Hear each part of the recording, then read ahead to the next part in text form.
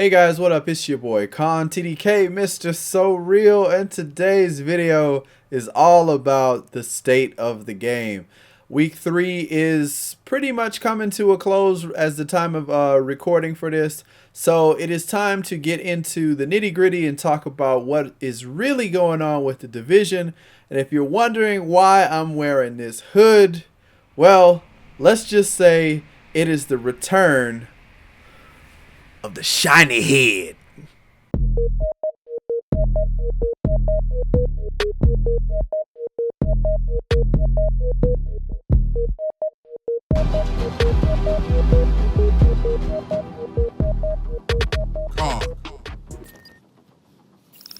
Hello everyone and welcome to State of the Game for October 6th. 6th, yes. 2016. We have to start off. Yeah.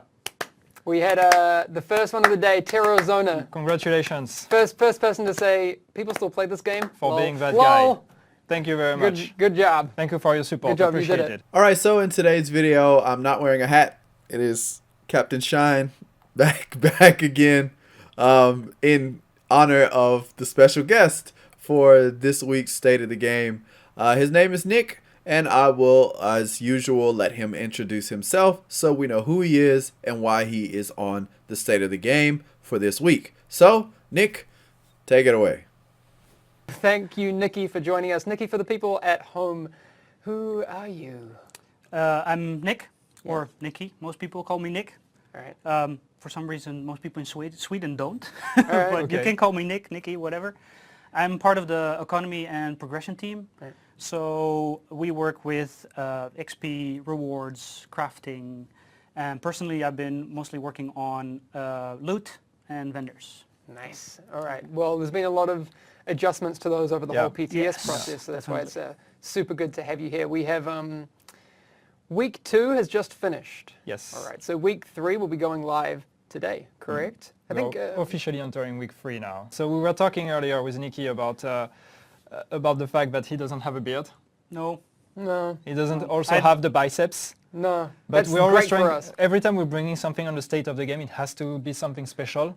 No. I'm shiny head guy. So we That's true. brought you a shiny head. We did Yeah. we did the head makeup earlier, which is Yeah. the first time we've done that on State of the Game. So. Yeah. Okay, so in the State of the Game, the guest for this week, Nick, he is a shiny head like me. And yeah, he is part of the progression team, I guess it's called, and they deal with XP and crafting and all that kind of stuff. So this is how, you know, you level up your character and what ways your character is influenced to level up. And as was said for this week, it is the beginning of week 3. Now this was all recorded on Thursday, so being that today is Tuesday my time, you guys have well experienced the PTS and are on week 3. So upcoming in a couple of days will be, I guess, the beginning of week 4. I'm expecting that they will start to get ready to announce when the 1.4 server is, well, not 1.4 server, but the 1.4 patch will actually start to come out. So fingers crossed it'll be sometime soon. Already, what is this? Today is the 11th. So we're almost to the halfway point of October. The patch is supposed to be out this month. Expect a date for when they're going to announce the actual release of 1.4 pretty soon. Hopefully it'll be sooner rather than later, but I'm thinking probably the last week of this month. Maybe. We'll see how it goes, but yeah, week 4 should be coming pretty soon, a couple days, so we'll see what things they have to announce for the next State of the Game coming up in a few days. I think it's important to reiterate this. The PTS, as much as it pains me to say it, isn't for your enjoyment. It's not. It's it's for us to test a lot of things, and that's why it's been really, really good. So we're honing in on that. A lot of the systems that require a lot of tuning, balance, loot, and gear, and the whole in-game experience, especially in the context of world tiers. We're kind of honing in on that experience. And I know I saw people in chat before saying, we've seen the patch notes, and it's like, oh, they're listening. Yeah, this whole process, yes, we're listening, but also we're testing. So we get the chance to look at, you know, what's actually happening through the data that we get, but also mix it with that whole community conversation. So Good job. And there's been a lot of discussion, especially last week following some of the changes we did. So obviously this is all discussions that we've been reading and we've been listening to, and we made some adjustments now. As you said, we're getting closer and closer to the end result that we're looking for. So now it's just really about small tweaks here and there and testing things one way or the other. But so as I said, probably the 1.4 patch is coming up pretty soon, and as they have said, they are honing in on what it is they want 1.4 to be.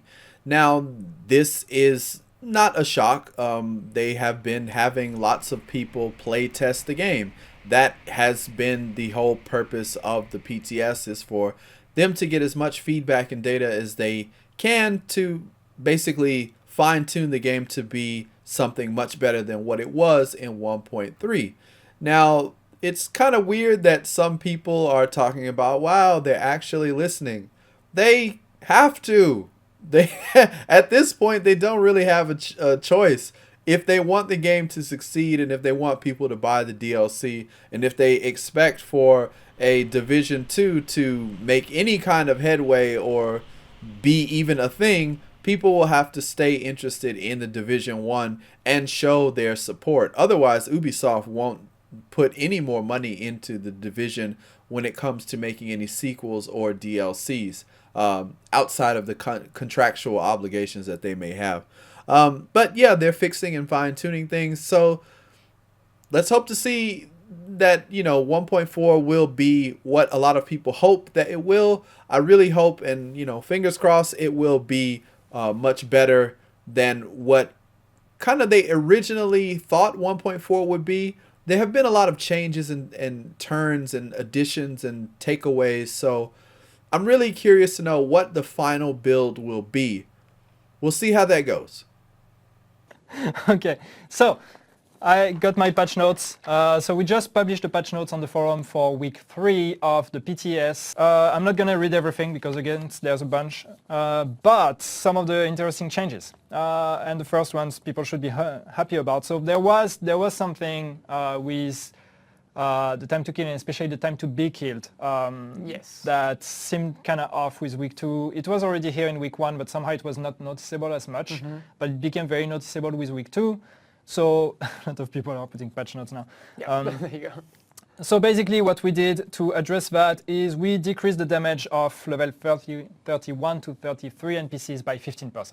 Yeah, to get things back in line with that. To get baseline. things back in line with, again, the 1 to 30 experience and everything. So what that means is that all the NPCs starting from world tier 2 and above are going to deal 15% less damage to you. So time to be killed is going to be much better, and it's going to feel better. So you're not going to be as as fragile as you were before. So that should help. Another thing that we did with time to kill, because we were not completely happy. We're pretty happy with where we stand now with normal and veteran NPCs. It's pretty good. But with elites, we felt like it was still a bit too much. It was still a bit too long, especially when you have heavies, because they're really, they're still kind of bullet spongy. So what we did is we decreased the armor of the elite NPCs by 17%. So they will have less armor. So all the elites, not just the heavies, but all the elite NPCs will have 17% less armor, which means your time to kill elite NPCs is going to be faster. Cool. All right, so with patch note time, some very good news has happened with time to kill, time to be killed, and stuff like that. So the important thing to take note is that the time to kill has been shortened when it comes to the stronger enemies. I guess they are the level 31s to 33s. They are easier to kill, and they don't kill you as fast. That is something that we can all look forward to in the 1.4 patch. Happy to hear that. Plus, if that wasn't even enough, there's also an added bonus that the elites, the higher end elites, are going to have 17% less armor, which is a very good thing. All of us should have known that the armor was really the mainstay of keeping a lot of these elites and enemies alive. Most of them stayed alive because they had so much armor, and once that armor was gone, they died pretty quickly. So for them to have 17% less armor, that's even faster time to kill, And yeah, having longer time to be killed is a really good thing. So sounds like the game is shaping up to be a lot more, I would say, player friendly, so that we can enjoy the game and just kind of feel like a badass, which is what I think most people have always wanted and have hoped for. And then another change that we did regarding NPCs that is going to be noticeable is we basically change the threat mechanic. So threat mechanic. So basically what we did is we cannot change the threat mechanic, so you can have a better understanding of how threat works and a better control over threats. So we changed the way NPCs react to threat generation, and we also changed the approach to threat with a lot of skills, which means that now you will clearly have skills that generate threat, skills that reduce threat. That was one of the smart cover especially is one of the smart cover, for ones. example, mobile cover also. Pulse is also going to have one mod that actually reduces threat. So the idea is that we want you to have more control over it. So obviously the guy who's standing there with a ballistic shield shooting with his gun should be generating much more threat than other guys. So especially if you have your friends in smart cover, which is really cool. I'm looking forward to trying that out. So we have a bunch of changes there regarding that. The end result should be that yes, you should have much more control, better control over threat generation, which means that tanking should be and aggro management should be a proper mechanic in a group. So that's gonna be interesting to see what you guys think about it. Things like ballistic shield will generate more threat, will generate threat just by the fact that you're carrying your ballistic shield, but it's also going to generate threat by you shooting with your gun. So basically we're adding a lot of threat mechanics there. So if you're standing in front of the NPC with your ballistic shield and shooting with the gun, you should generate more aggro than the guy standing in the back sniping the NPC. Nice. So that's going to be a lot of playing with the aggro. Smart cover, for example, the concealment mod reduces the threat. So you can hide behind a smart cover and deal a lot of damages, and if there is another guy that's generating more threat, he's going to get the aggro.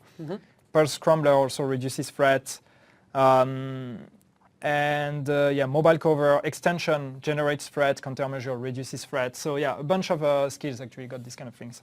Nice.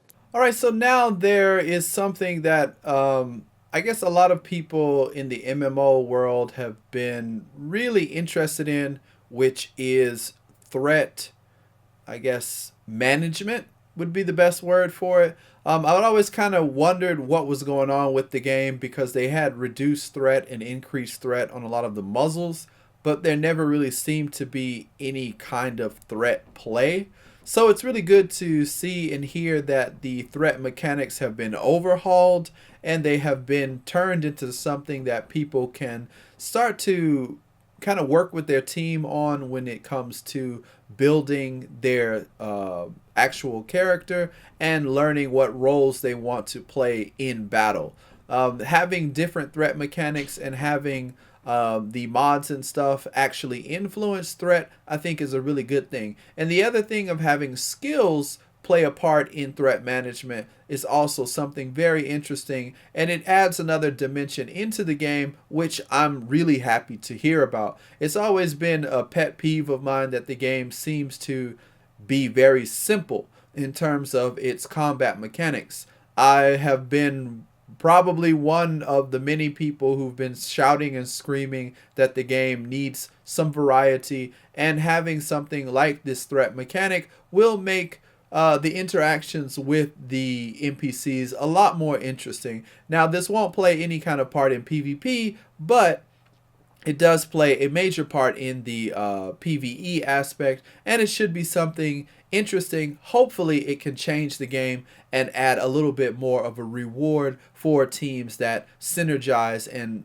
work well together.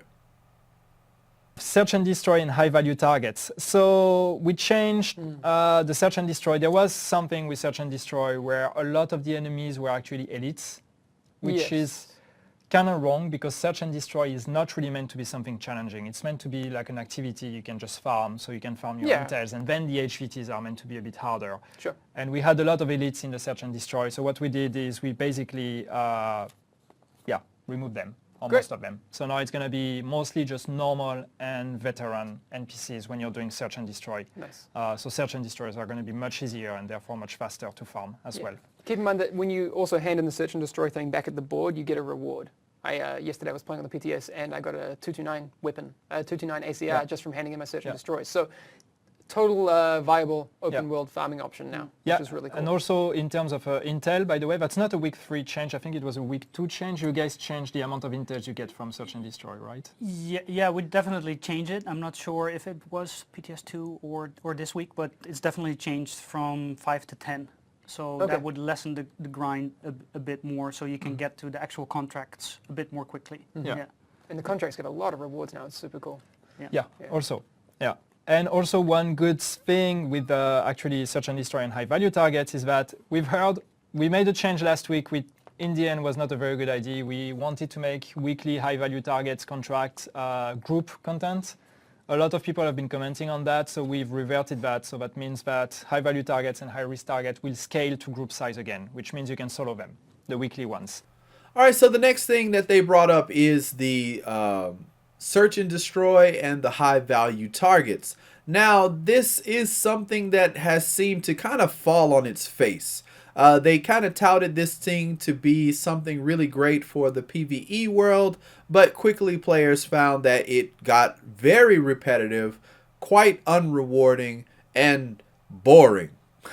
So they have decided to revamp it and change quite a few things, but the way that the system was before, it was a little bit wrong. And the thing that was most, I guess, disagreeable with the fans of the game is that they had a lot of elites, like way more elites than they needed in these search and destroy missions. Now the search and destroy missions should be easy. You just clean up the mobs and, you know, you do stuff and you get, you know, your credits or the intel points so that you can move on to the high value targets. So now that has been reworked and it has been changed, and now we can go ahead and farm these search and destroy missions and don't have to worry about elites anymore.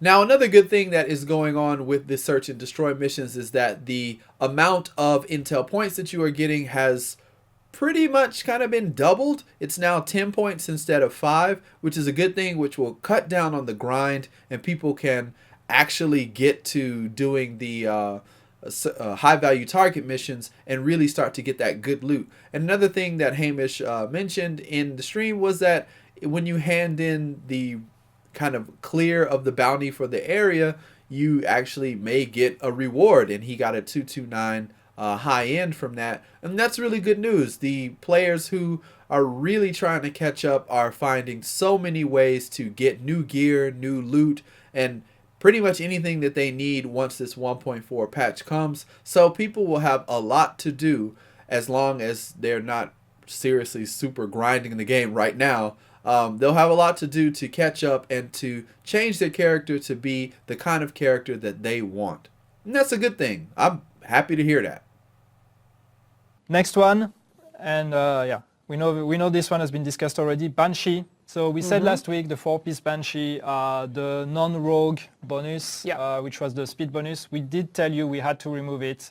We know that some people don't really understand why, or have been questioning why we have to remove the speed buff. Basically, again, what's happening is there is a whole technical limitation to how fast you can move. It's unfortunate, but something we wanted to try, but that's not something that works good enough for us to release it. So we removed it. We did say we were going to remove it. We removed it. So now it's been replaced with Why Not Rogue. Damage to rogue players is increased by 10%. That didn't change. Yes. And then no Dark Zone XP or currency is lost on death. Yep.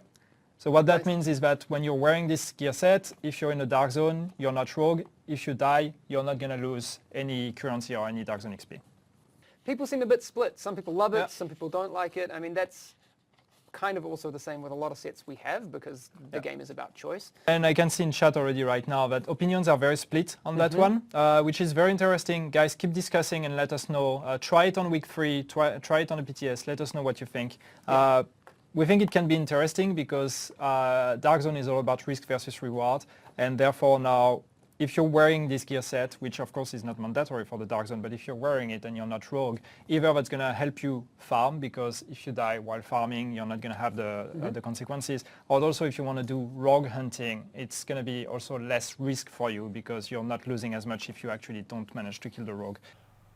Oh, here we go, here we go, here we go, here we go. Banshee. Well, Banshee has been completely reworked.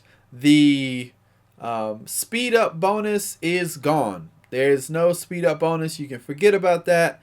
And now that has been changed into what is it? DZ XP and DZ funds are no longer lost when you die in the Dark Zone if you are not rogue. So as long as you are not rogue, you will not lose any DZ funds or any DZ XP. How do I feel about this? According to those guys, people are 50-50. Some people like it, some people don't. Leave a comment in the comment section. How do you feel about this new change to Banshee? Are you happy that if you wear this set, you don't lose any XP and you don't lose any funds? Or do you think it is completely unfair and will turn people off to even going rogue because they know that most of the reward that you get from killing regular agents is kind of lost? Like it's you won't get anything for it. Personally, more than the change, I'm kind of disappointed in losing the speed up ability. I really want to see more change in the combat. I can't say this enough. The combat needs to be varied. Having players that can move around a bit faster or have more speed, kind of like a scout, even if they had it so that you could move faster but you also took more damage, I think would add another dynamic into the gameplay so that people could be a little bit heavy, tankier kind of characters that, you know, moved slower because they were carrying the shield and they tried to, you know, get this aggro with the new aggro system. And then you had kind of faster characters that were a bit more nimble and could move around and do different things. I would have loved to see that, but the fact that they tried it and it didn't work for some machines and for some people is really sad to me. Named weapons. So the named weapons are no longer locked to specific gear scores. Exactly. Yes. Named weapons are no longer locked to whatever system they were locked to, and every named weapon can now be in your arsenal. About time! About time!